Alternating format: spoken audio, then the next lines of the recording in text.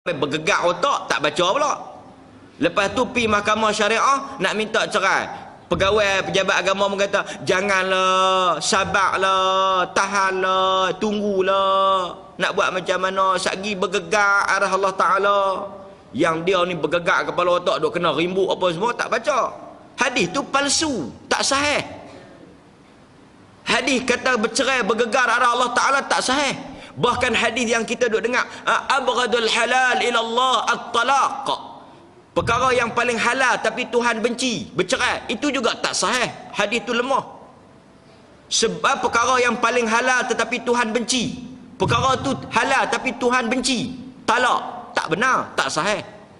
Tapi bila hadis-hadis ni dibaca, menyebabkan kadang-kadang perempuan itu diperpayahkan, menyebabkan dia menanggung masalah dan sebagainya. Ini kita nak kena sebut juga. Nanti kita akan sampai dalam bab keluarga nanti. Okey, pekerjaan yang terakhir yang kita nak sentuh pagi ni, tarian dan seni budaya berunsurkan seks. Kan? Islam tidak membenarkan pekerjaan menari, sama ada lelaki maupun perempuan, yang boleh menarik keinginan nafsu syahwat. Ada tak menari yang tak naik nafsu? Ada tak tuan-tuan menari yang tak naik nafsu? Siapa dia menari sahih naik nafsu? Umur 60 menari pun naik nafsu. Menari ni tujuan dia apa? Tujuan menari untuk orang tengok ni untuk apa? Untuk bagi syok lah. Kalau menari tak syok, baik tak payah. Menari ni ada dia lenggang, lenggok, kita boleh duk tengok. Kesemua itu bertujuan menaikkan gairah. Jadi Islam tidak membenarkan pekerjaan menari, sama ada lelaki atau laki-laki lagilah tak boleh. Laki-laki menari, aduh. Laki-laki tengok pun senok perut. Dan apa sahaja pekerjaan yang menimbulkan syahwat, seperti menyanyi dengan pakaian yang menjolok mata, berlakon dengan kelakuan yang tidak bermula. Maknanya menari, menyanyi, berlakon, dan segala jenis kesenian. Meskipun ramai orang yang menamakannya dengan seni budaya dan beranggapan bahawa kaum yang sudah mencapai tahap kesenian demikian rupa merupakan bangsa yang maju atau diberi pelbagai tanggapan lain yang menyesatkan sekali. Sesungguhnya Islam mengharamkan perhubungan seks dengan apa juga cara sekalipun, kecuali melalui perkahwinan sahaja. Jadi dia kata apa? Semua jenis pekerjaan, terutama menari, berlakon, menyanyi, kesemua ini dia jadi apa? Dia haram kerana dia termasuk dalam muqaddimatuz zina. Menari, menyanyi, berlakon ni dia panggil apa? Muqaddimah zina. Dia panggil pra-zina. Islam kalau kita tengok dalam ayat surah Al-Isra ayat 32, Allah Ta'ala bukan haramkan zina, Allah Ta'ala haramkan hampiri zina. Maknanya perkara yang boleh bawa kepada zina tu pun dah haram, apatah lagi zina itu sendiri. Daripada ayat inilah keluarnya kaedah sadduz zara'i'. Maknanya benda-benda yang boleh bawa kepada benda yang haram, maka hukum dia haram. Menari dia boleh naik jadi galak. Lepas galak dia nak naik apa? Lepas galak dia akan naik sen. Lepas sen, dia jadilah projek. Dia jadilah benda-benda tu. Kan? Kita ni beriman, bagus, tak buat benda-benda tu, tapi pergi tengok orang menari, tak tentu juga. Kan? Tu imam pun makan kenduri dengar kugiran, gedik kaki juga. Dia imam, tapi dia tak menari lah pasal dia imam, tapi kaki di bawah sambil makan gedik. Kan? Lagu Ahmad Jaih pula gedik zakan. Cuma dia jagalah sikit pasal dia imam kan. Kalau dia tak imam kan, lagi lagu sedar kan. Dia benda-benda hiburan ni memang sesuai dengan jiwa manusia. Tuhan pun tak haram. Kalau kata dia nak menari, dia menari lah rumah. Menari dengan bini dia, menari dengan lelaki dia, menari apa-apa. Sampai geliat, sampai patah tengkuk pun tak apa. Tapi menari depan orang ni tak ada lah alasan dan tak ada lah benda yang kita boleh faham, melainkan memang tujuan dia menaikkan syahwat. Allah sebut dalam surah Al-Isra, wala taqrabuz zina innahu kana fahishatan wa sa'a sabila. Dan janganlah kamu menghampiri zina, apa-apa sahaja perbuatan, seperti berdua-duaan, berkhalwat, bermesej-mesejan, ber-FB-FB-an, semua tu dia panggil khalwat, yang boleh membuka ruang kepada berlakunya perkara yang lebih besar, iaitu zina. Sebab itu Islam mengharamkan lelaki dan wanita berkawan tanpa sebab. Laki-laki kawan dengan laki-laki, perempuan kawan dengan perempuan. Tak payah laki-laki kawan dengan perempuan. Semua laki-laki kawan perempuan ni membawa kepada benda yang haram. Tapi lainlah rakan sekerja, kan? Ya, hubungan itu atas kerja, kan? Yang tu lain pula, kan? Tapi kalau sekadar nak berkawan, tak perlulah kot, kan? Tak perlulah kot. Okey.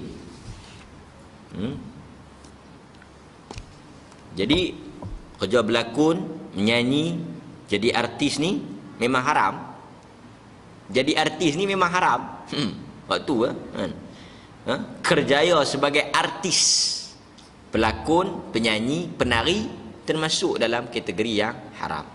Kecuali tak ada unsur-unsur yang kita sebut tadi.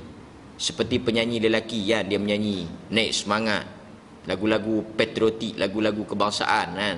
Tak apa. Lagu-lagu nasyid yang tak ada unsur-unsur haram, tak apa menyanyi, kan? Yang orang dengar pun tak ada rasa apa. Mungkin orang insaf, orang dengar orang rasa semangat, orang dengar orang rasa tenang, tak apa. Tapi wanita ni payah kita nak kata orang dengar naik-naik semangat, dia naik-naik lain, kan? Perempuan ni bila dia nyanyi, tak ada suara, semua suara sedap. Suara-suara wanita ni bila disedapkan dia haram. Wala yakhda'na bil qaul, kata Quran. Jangan kamu lenggang-lenggok, lemah gemalaikan suara kamu. Wanita ni bukan takat menyanyi, bercakap lemah lembut pun tak boleh. Lembut leher. Be apa be? Mai suara be. Kan. Kalau orang Kelantan buka kedai penuh, kan. Dia bukan manis gula ya, manis segala-galanya. Yang berikutnya, yang terakhir, membuat patung, salib dan sebagainya. Sebagaimana yang telah disebutkan sebelum ini bahawa Islam mengharamkan perbuatan menyimpan patung atau gambar-gambar yang berbentuk, maka hukumnya juga haram bagi orang-orang yang mencipta, membuatnya atau terlibat sama. Jadi kalau kita ni kerja yang kita bukan kata kita sembah Tok Kong tu, tapi kita yang tukang ukir, kita yang tukang buat, kita yang jadi tukang proses, maka hukum dia haram. Apa-apa yang diharamkan oleh syarak, kita haram terlibat. Hang kerja driver apa? Driver lori. Hang bawa barang apa? Bawa Tok Kong. Kilang apa hang kerja? Kilang Tok Kong. Buat Tok Kong. Semua Tok Kong dalam Penang, Perlis ni semua kami yang buat. Hang, aku yang tukang pergi hantar. Hang sembah tak? Takkan aku nak sembah. Dalam aku duk hantar Tok Kong, bang asak, aku singgah sembahyang dulu. Lepas tu aku hantar balik. Semua hantar? Tak boleh. Kerja tu haram. Nah, macam kawan saya buat, apa dia ni, printing. Ada orang suruh main design untuk decoration gereja. Buat salib, buat apa ni semua, yang gamak-gamak gereja. Dia tanya macam mana dia tahu? Tak boleh lah. Walaupun kita tak menyembah, kita tak terlibat dengan upacara agama, tapi kita termasuk dalam ta'awun, bertolong-tolongan. Tak boleh macam orang kerja mic. Ni apa ni? Sewa mic ni nak buat apa? Kami nak buat menyanyi karaoke. Dulu orang Melayu bila kenduri dia buat joget lambak, panggil darai, memang teruk lah orang Melayu kita dulu. Kuala ni dia bertobat sikit. Dulu malam nak kenduri tu, pok mentua tu dia sakan, dia joget lambak, panggil darai-darai ni. Kan. Dulu memang kenduri kita tak boleh pahala langsung lah, saya perasan. Awal-awal buh tu maksiat dah. joget, menari. Lepas tu lagi ni unsur-unsur yang maksiat tu tak masuk lagi, unsur-unsur khurafat tu kan, unsur-unsur syirik dalam tu kan. Okey, kita istighfar pada Allah, minta bertaubat. Asal kenduri nak dapat pahala, nak ikut sunnah, nak hidupkan syiar, akhirnya menjadi ladang dosa pada kita. Imam Bukhari rahimahullahu ta'ala meriwayatkan daripada Sa'id bin Abu Hasan, katanya, pada satu hari aku berada dalam majlis Ibn Abbas. Siapa dia yang duduk dalam majlis Ibn Abbas ni? Sa'id bin Abu Hasan. Dia kata dia duduk dalam majlis Ibn Abbas. Tiba-tiba datang kepadanya seorang lelaki. Datang kepada siapa ni? Ibn Abbas. Siapa yang tengok? Sa'id tengok. Satu orang laki-laki mai jumpa Ibn Abbas. Sesungguhnya aku ini, mata pencarian aku, kerja aku, sumber pendapatan aku, kata laki-laki itu, adalah melalui seni tanganku. Ni, tangan aku ni. Buat apa? Aku membuat gambar-gambar itu. Apakah pendapat engkau? Dia nak mai tanya hukum. Dia kata tangan aku ni Allah Ta'ala bagi kreatif. Dia tentuan tangan seni ni bukan semua orang dapat. Ada orang kadang-kadang dia contiang ya, jadi elok. Kita hok lukis macam contiang. Kan? Seni ni macam juga tukang masak kan. Kita hok yang apa? Yang duk ukur ambil satu sudu ni tak sedap pun. Yang tukang-tukang masak ni yang tangan dia tu Tuhan bagi dah. Dia campak-campak macam tu ya, dia jadi sedap kan. Orang yang tak tangan bukan tukang masak, dia buat macam mana pun memang tak jadi. Dia ni kata tangan aku ni sumber pendapatan aku. Tapi kerja dia buat patung. Dia tanya Ibn Abbas, boleh tak boleh? Ibn Abbas kata apa? Ibn Abbas kata, aku mendengar Nabi SAW bersabda. Dia kata aku nak jawab tak reti, tapi aku dengar Nabi kata. Nabi kata apa? Man sawwara suratan fa inna Allaha yu'adzibuhu hatta yanfukha fihi ar-ruh wa laysa binnafakhin fiha abada. Nabi kata sesiapa yang menggambar, yakni mengukir patung, maka sesungguhnya Allah akan menyeksanya sehingga dia dapat meniupkan roh. Allah akan azab dia sampai dia boleh hidupkan benda yang dia ukir tadi. Dan dia tak akan mungkin boleh tiupkan roh. Hanya itu adalah kerja Tuhan. Mendengar jawapan Ibn Abbas, lelaki itu kelihatan gelisah. Pi dah aku, dah kerja lain tak boleh buat kan? Tak boleh pula. Maka dia seolah-olah tersinggung. Orang tanya ni kadang-kadang dia nak tahu, kadang-kadang dia nak suruh kita jawab lagu dia nak dengar. Ni payah juga.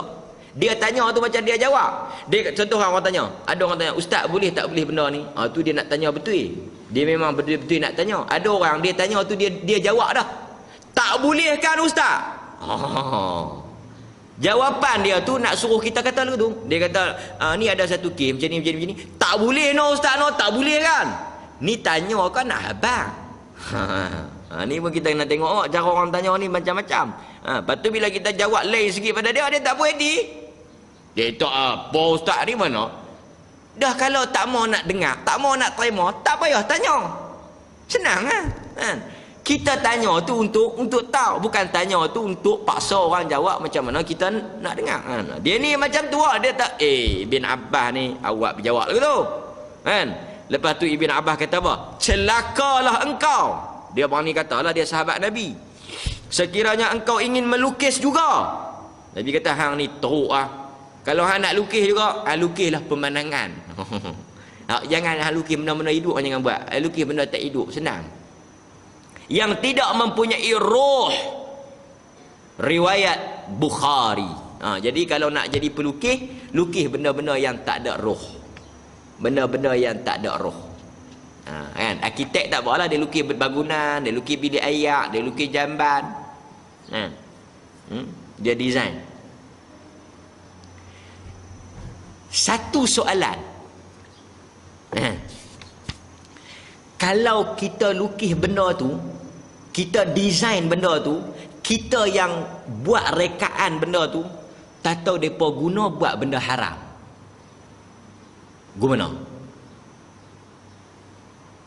Yang tu depa tanggung, bukan kita. Contoh, kita lukis meja. Depa buat meja judi. Kita hak lukis meja tu kena? Tak kena. Ada setengah-setengah Cina, dia main order kat kita, dia suruh kita lukis bar, tak bar. Tempat minum arak tu. Orang Melayu pun lukis juga bar tu. Dia macam meja kecil untuk nak bubuh dekat dapur, nak beda kita minum petang apa semua tu kan. Bukan meja makan ni. Meja kecil. Kita lukis, design. Dia nak langgah tunggang arak tu, dia macam pasal. Takkan kita nak lukis-lukis. Ni saya lukis ni, syarat dia jangan duk minum arak pula. Ui, dia punya rumah pergi kat dia. Kita takat mana yang, tapi kalau benda tu memang clear untuk haram, tak boleh kan? Tak boleh tapi kalau benda-benda macam lukis rumah, lukis kerusi, lukis meja, lukis almari, lukis bangunan, mana kita nak tahu apa? Ni lukis bangunan ni nak buat apa? Kami nak buat rumah pelacuran. Tu tak boleh Nak buat rumah seluduk orang tak boleh kan?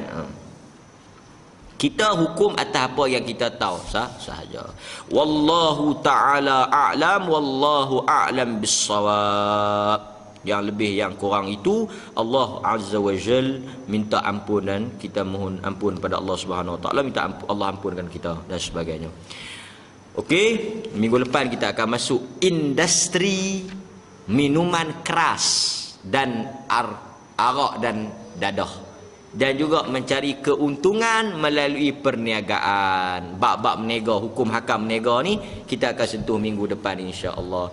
Wassallallahu ala nabiyyina Muhammad walhamdulillahi rabbil alamin.